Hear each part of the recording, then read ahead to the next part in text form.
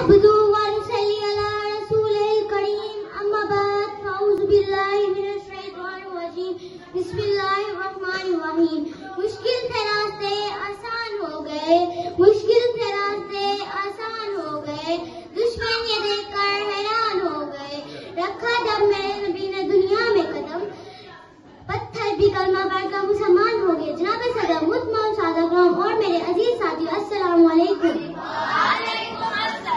میری آج کی تقریر کا موضوع ہے آپ صلی اللہ علیہ وآلہ وسلم کی سیرت مبارک. جناب اعلیٰ، ایک کلمہ گو کے لیے، ایک مسلمان کے لیے، ایک مومن کے لیے، یہ زمین و زمانہ، یہ مشرقی، یہ مغربی، آقا دو جہاں کی ذات میں گم ہے.